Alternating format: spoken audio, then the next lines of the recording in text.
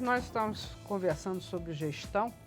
Eu acho que é importante nós ressaltarmos aqui a questão das regiões metropolitanas, não só das regiões metropolitanas, mas das aglomerações urbanas, que sempre foi um desafio, eu acho que não só no Brasil, acho que na América Latina, em todo o mundo. E essa, além de ser uma questão urbana, é uma questão de gestão também. De coordenação de políticas, né? De coordenação de políticas. Agora, recentemente, nós já havíamos falado, aqui no Brasil aprovou a lei das metrópoles. E eu acho que isso é importante porque, ressaltando basicamente dois aspectos. O que é importante essa lei? Ela traz dois aspectos que eu acho que é muito importante. Primeiro, que é uma lei que reforça a visão da necessidade do planejamento urbano. Ele coloca o planejamento urbano, o planejamento das cidades, como uma questão central, inclusive para os planejamentos setoriais, no sentido de que os planejamentos setoriais de habitação, planejamentos setoriais de mobilidade, eles têm que integrar o planejamento integrado. Sim. E segundo, que ela diz com clareza absoluta de que os planejamentos municipais vão ter que se adaptar ao planejamento regional. Isso desmistifica um pouco alguma ideia que ainda é reforçada no Brasil, de que só o município manda no seu planejamento urbano, mesmo competindo com o seu município vizinho. Então, passa a sacramentar a ideia de que o planejamento integrado nas regiões metropolitanas tem que ser aprovado por lei estadual. Mas como é que fica a autonomia do município frente a essa nova lei? Dá para você explicar isso um pouco? Eu acho que dá, porque é importante que a legislação constitucional sempre disse que é competência dos municípios, né? Antes dizia o peculiar interesse, hoje diz o interesse local. E, evidentemente, o interesse local é aquele que se restringe ao território do município. É evidente que algumas questões como mobilidade, habitação, resíduos sólidos, tal, extravasam em muito a possibilidade do município fazer. Mas, mesmo assim, existia uma rigidez, dizer, mas isto sempre foi do âmbito do município, porque foi interesse local. O interesse local é uma coisa que varia de acordo com o tempo e o espaço. E essa lei vem dizer que existem funções da cidade que extravasam esse interesse local, sem detrimento da autonomia. Mas quais são os desafios que os municípios vão enfrentar agora com essa nova lei? O que você acha que vai pegar em termos como o município tem tradicionalmente ou, enfim, correntemente. Eu acho que, para começar, o desafio vai ser estadual, porque os estados sempre nós temos, por exemplo, no Brasil, o Ministério das Cidades, que foi criado há um bom tempo, e uma justa oportunidade. Nós temos os municípios exercendo fazendo os seus planos diretores, e os estados ainda repetindo a história de que eles ficam no meio sem ter tanta competência, o que não é verdade. Está dito na Constituição que os estados legislam suplementarmente em direito urbanístico, que está dito na Constituição e no Estatuto da Cidade que eles podem fazer planos regionais e locais, e os estados têm se omitido no exercício dessa competência de regulação urbana. Nós temos falado aqui regulação urbana, e agora os estados, nessa lei, inclusive, têm apontada improbidade administrativa aos governantes que não encaminharem providências para o exercício da elaboração dos planos regionais. Ah, é? Exatamente. E isso coloca uma outra dimensão nas obrigações do Estado. Passa a ser obrigação para ele. Passa a ser uma obrigação. Claro que uma obrigação a ser cobrada a partir do Ministério Público, do Judiciário, vai levar um bom tempo para implantar essa mentalidade, para as pessoas superarem nessa questão. E uma outra questão importante do Estatuto das Metrópoles é que ele ressalta a importância da elaboração técnica do plano, que não é uma decisão política do Conselho, eventualmente, das metrópoles, se sentarem lá os dirigentes que estão eleitos no momento e decidirem. Não, a elaboração tem que ser um processo, participativo, eles colocam na lei, e 2, tem que ter o ingrediente de informações e diagnósticos técnicos para a elaboração. Suponhamos que nós tenhamos uma área com, enfim, 5, 6 municípios, tem um município central, e surge o problema do resíduo sólido, do depósito do resíduo sólido. E 4 dos 5 municípios dizem, olha, esse resíduo sólido tem que ir para o município, para o 5º município. Mesmo que ele não queira, é a maioria, todos vão votar, vão considerar que essa é a melhor solução para essa área metropolitana. Isso quer dizer que esse município, sim, que antes podia resistir, agora já não pode mais. Ele vai absorver esse ônus criado pelos municípios. Isso é correto? Eu acho que poderia ser correto, pode acontecer, tudo pode acontecer. Isso depende de como se estruturam os processos decisórios dentro do âmbito metropolitano. Aí tá, esse é um tema interessante para a gente trabalhar agora. Como se tomam essas decisões no âmbito desses consórcios municipais? Como se tomam as decisões, mais do que dentro desses conselhos e da formação desses órgãos metropolitanos, mas como se toma a decisão do próprio planejamento também dentro dos municípios. Eu insisto nisso. Nós temos que aprender a repartir os ônus e benefícios. Esse que é o ponto central.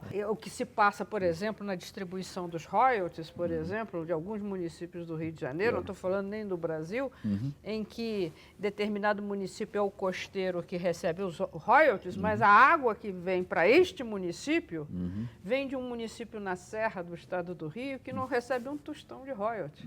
Então, o que é beneficiado com a água da Serra não é beneficiado com o dinheiro dos royalties. E esse que recebe os royalties não sobreviveria sem a água da Serra. Então, essa revisão da justa distribuição de ônus e benefícios, não só do processo de urbanização, mas do processo fiscal, é que nós precisamos reinserir na agenda das decisões.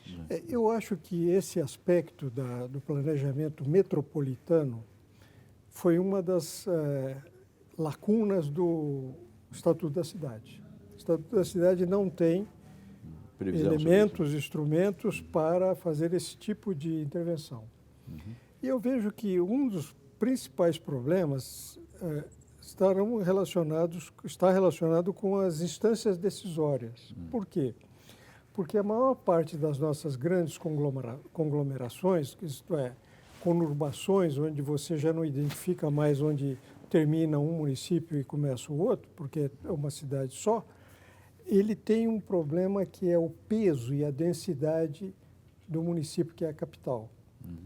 Porque há uma tal diferença de pesos, de interesses, que se você não criar um mecanismo de compensação, os interesses, por exemplo, da cidade capital, tomemos o caso de São Paulo, não é?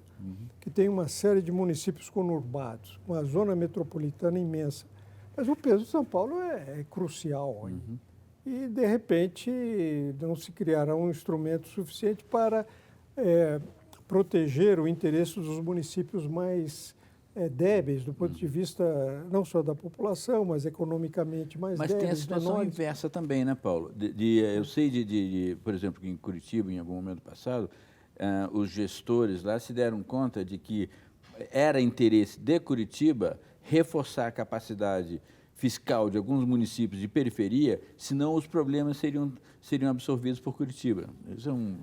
Tomando claro. um caso, Não, são não questões resta muito dúvida. interessantes de como o problema se inverte também, né? Eu estou colocando como um problema a Isso, ser perfeito. resolvido. Eu não vejo que instância, porque tenho visto vários casos em que voluntariamente os municípios se reúnem e depois os processos decisórios às vezes emperram porque contrariam os interesses do mais forte, do município mais poderoso. Agora, eu vejo que isso é uma necessidade imperiosa. Por quê? A maior parte dos serviços públicos que nós mencionamos aqui extrapola os limites de um município. E nós não falamos de uma coisa muito importante, que é o saneamento básico. E a água. E a água. Mas o saneamento básico passa pela questão do tratamento dos esgotos. Sim. Então, se o município trata os esgotos, outro não trata, não vai adiantar muita coisa para a despoluição dos rios. E os rios, por sua própria natureza, ela atravessam não só a zona metropolitana, mas muitas outras. Então, o problema se torna bastante complexo em termos de diferenciais de poder e diferenciais de capacidade, que eu diria, de financiamento, de resolução de alguns problemas relacionados com infraestrutura. Há um tema que é muito importante, que eu acho que você mencionou, Sônia, é a governança metropolitana, ou seja, qual é o tipo de accountability que nós vamos ter em relação a essa toma de decisão? Nós votamos a nível municipal para os nossos prefeitos. Estamos criando aí uma entidade de coordenação ou estamos criando uma entidade de planejamento ou estamos criando processos decisórios? Como é que as decisões, eu tenho algum controle das decisões que são tomadas naquela escala? Eu não sei se isso está muito claro na lei. Não, eu acho que, para mim, numa primeira leitura, a realidade passa a ser um controle parcialmente estadual, na medida em que, por exemplo, o plano de integração metropolitana é aprovado por lei estadual.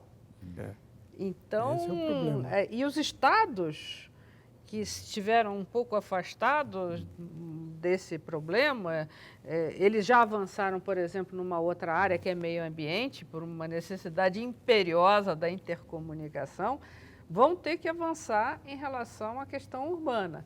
E aí as pessoas vão dar mais atenção também em quem estão votando os deputados estaduais, que supostamente estariam completamente afastados. Em estados grandes, por exemplo, como o Amazonas, como Minas Gerais, isso pode ser um problema, porque, na verdade, ele vai fazer o plano metropolitano de uma capital feito Belo Horizonte, mas quem está votando nesse plano municipal vai ser, está lá no norte de Minas, isso e aquilo. Então, é uma realidade? É uma realidade, mas todos os nossos parlamentares, eles também precisam de se capacitar para entender um pouco mais do que, digamos assim, a sua realidade regional, né? E compreender isso é um avanço, né? E expressamente o Estatuto da Metrópole diz e fala também sobre planejamento e regulação de solo. Então, existem restrições sobre a autonomia dos municípios na definição do... Não é autonomia, é uma ideia de que a chamada visão que as pessoas têm de autonomia, ele já não é mais autônomo, porque ele só é autônomo aquele que se autossupre. Então, se ele está dependendo do município vizinho como dormitório, dependendo do município vizinho como fornecedor, ele já não existe mais factualmente a autonomia. E se não existe factualmente a autonomia, né, porque ele não é autônomo, né, não existe juridicamente essa autonomia. O que diz o Estatuto da Metrópole é que, quando aprovado este plano estadual, as leis municipais são obrigadas a se adaptar. Sim. Ou seja, elas se submetem às regras. Então, você pode, através de um plano estadual, metropolitano, quer dizer, é uma lei estadual para estabelecer diretrizes não, para que essas leis municipais não criem isso. Quer dizer, na verdade, não é uma ideia extravagante.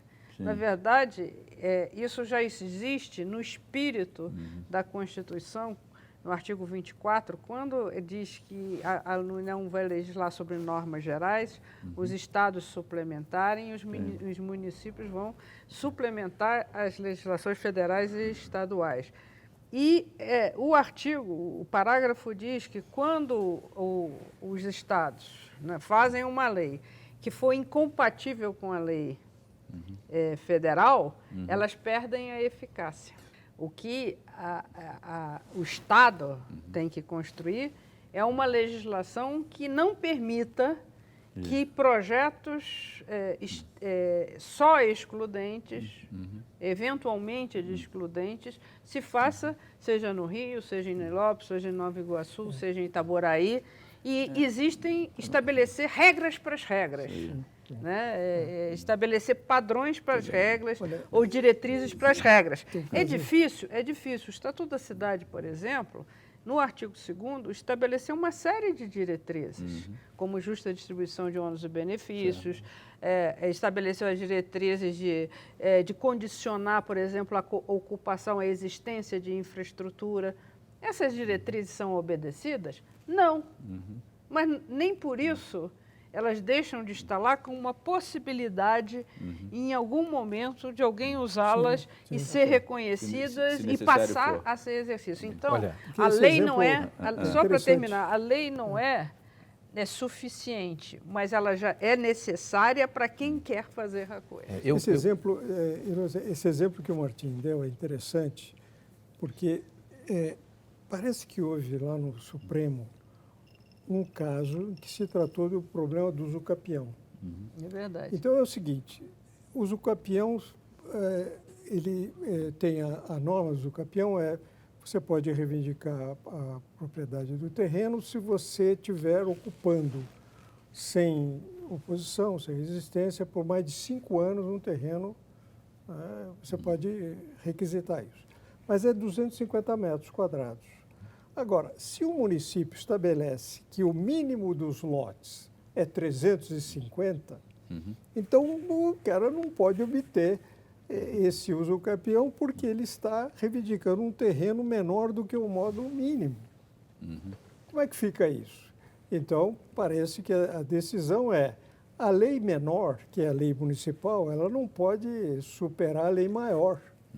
Então, você tem que dar uma matrícula para quem tenha uma decisão favorável num terreno de 250 metros. Paulo, agora, deixa eu só falar que essa decisão ilustra bem que... Porém, eu acho que a decisão do Supremo não foi correta. Não porque ele não pudesse usucapiar. Sim. Mas porque ele efetivamente o direito do indivíduo usucapiar não pode obrigar que o município registre uma matrícula com lote em que a legislação municipal não permite. Qual é a solução? A solução foi uma que foi sugerida pelo ministro Marco Aurélio, em que ele haveria de usucapiar os 250 metros em condomínio.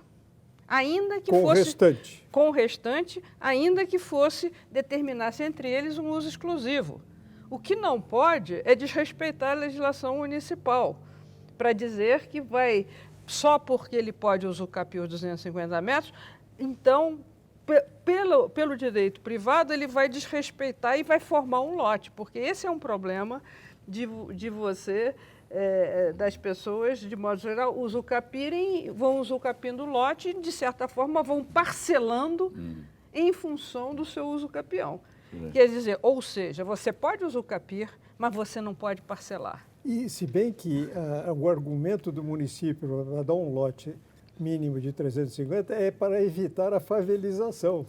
Quer dizer, é um negócio bem interessante do ponto de vista jurídico. Mas veja bem, o usucapião, né? O usucapião, como dizem a lei, né? É para adquirir a propriedade, não para parcelar a terra.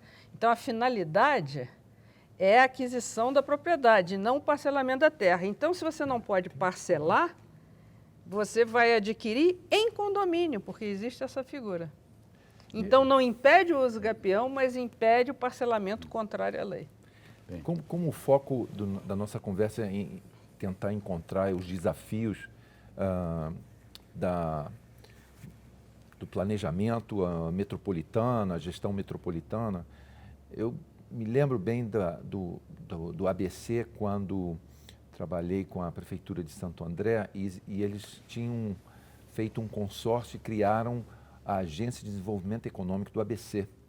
E fizeram um consórcio, um acordo entre os prefeitos, criaram uma estrutura que era consorciada, muito interessante. Quer dizer, qual era a variável que definiu essa experiência? Que havia uma vontade política, havia um compromisso dos líderes políticos de realmente chegarem à conclusão que era de interesse de todos ter uma análise da economia regional que estava tendo um impacto muito grande na indústria, no emprego, enfim, haviam impactos que todos os municípios do ABC estavam sentindo. E eles criaram um outro consórcio, me lembro, que tinha a ver com a gestão das áreas de mananciais e as áreas de proteção ambiental, que também era de interesse coletivo.